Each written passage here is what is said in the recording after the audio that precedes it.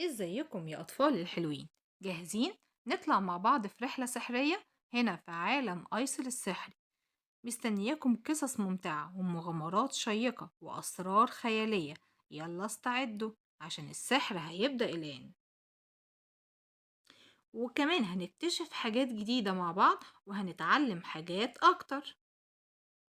بس قبل ما نبدأ، يلا ما تنسوش اللايك والاشتراك في القناة وتفعلوا زر الجرس عشان تتابعوا كل جديد من عالم أيسر السحري وتعيشوا معاها أجمل المغامرات وأجمل الحكايات. يلا بينا، يلا يا حلوين.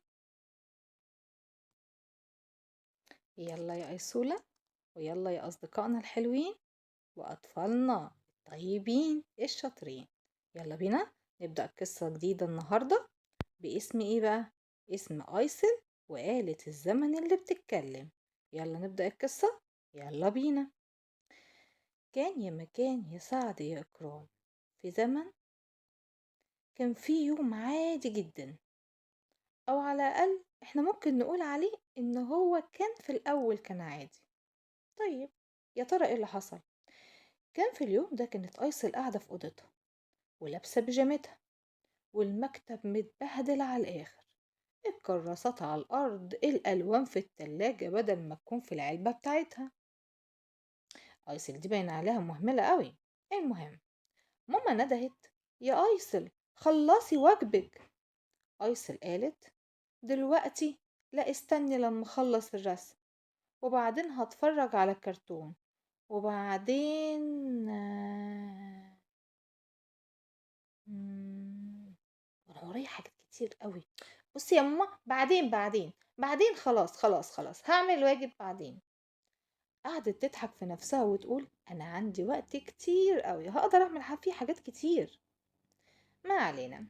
فجأة لقت الساعة اللي على الحيطة بدأت تلمع، وعقاربها بدأت تلف بسرعة جامدة قوي، وخرج منها صوت عمال يقول: أنا اسمي توكا، أنا آلة الزمن اللي بتتكلم، جه وقت المغامرة. أيسل اتخضت وقالت: يا خبر، معقولة الساعة بتكلمني؟ هو أنا بحلم ولا إيه؟ توكا قالت: يا آنسة تأجيل، إحنا رايحين في رحلة عبر الزمن علشان نعرف يعني إيه وقت ويعني إيه تنظيم. وفجأة الساعة فتحت باب وسحبت أيسل جواها، وبدأت الرحلة بتاعتنا. فضلت طايرة طايرة طايرة طايرة، وفجأة نزلت عند محطة مكتوب عليها مدينة النسيان. المكان ده كله ناس بتنسى تعمل حاجات مهمة. يعني ايه بتنسى تعمل حاجات مهمة؟ زي مثلا واحدة ناسية تحضر اجتماع معين، واحد نسي يلبس الجزمة، أو مثلا طفل ناسي إن عنده حفلة عيد ميلاده. أيسل قالت: ده أنا لو فضلت كده هبقى من سكان المدينة دي. توكا قالت لها: أيوة، عشان كده لازم نروح المحطة اللي بعدها. جاهزة نروح للمغامرة الجديدة؟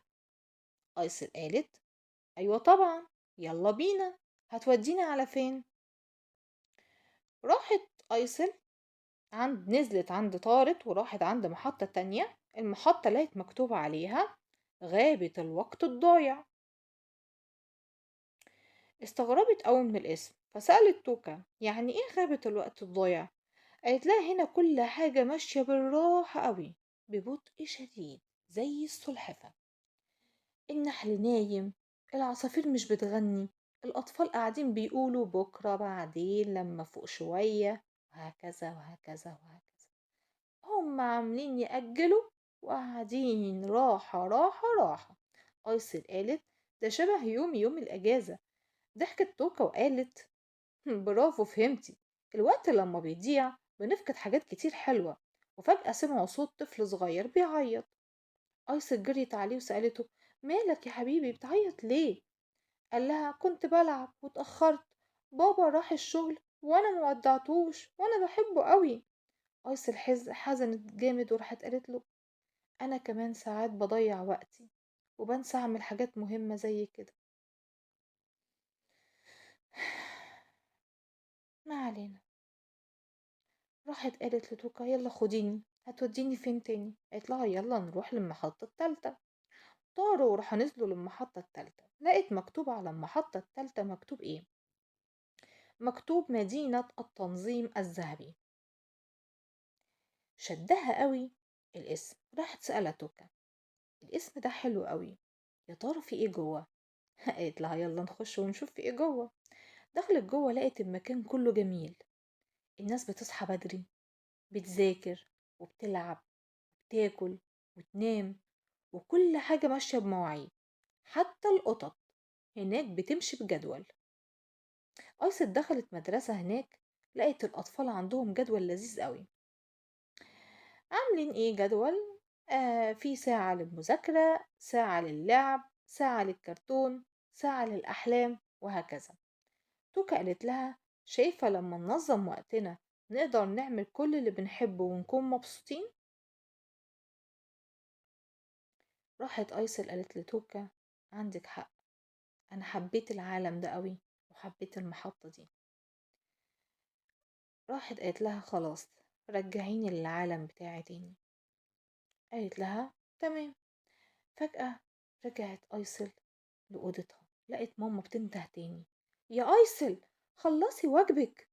بس المرة دي أيسل قامت وقالت حاضر يا ماما، هعمل جدول لنفسي وامشي عليه. كتبت في النوتة بتاعتها 1 ساعة واجب، 1 ساعة كرتون، 1 ساعة رسم، 1 ساعة ألعب فيها، ونص ساعة أنضف أوضتي و... والنص التاني بقى يعني نقعد نهزر يعني كده. ومن اليوم ده بقت أيسن منظمة جدا، كل ما تحس إنها بتكسل تبص على الساعة وتقول توكا هتزعل وأنا مش عايزة أعيش في مدينة النسيان. وبكده خلصت قصتنا اللذيذة القصيرة الجميلة. ايه رأيك؟ يا ترى القصة عجبتك؟ ويا ترى كمان استفدنا ايه من القصة دي؟ استفدت يا ماما. أنا يا ماما لازم أصحى على وقتي، ولازم أحفظ على وقتي، وكمان عندي أي حاجة لازم أعملها في وقت أعملها ما أجلهاش. برافو عليكي يا أيسن. في حاجة تانية استفدتيها؟ لا. لأ؟ طيب يبقى احنا كده استفدنا من القصة ايه يا أطفالي؟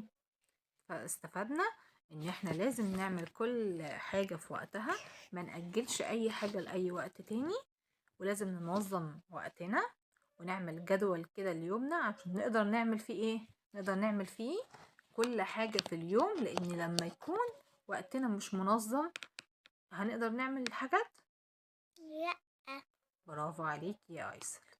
يبقى لازم كلنا، كل اصحابنا وكل الاطفال الشاطرين هيكونوا يعملوا ايه؟ هيعملوا جدول ينظموا فيه كل حاجة في يومهم.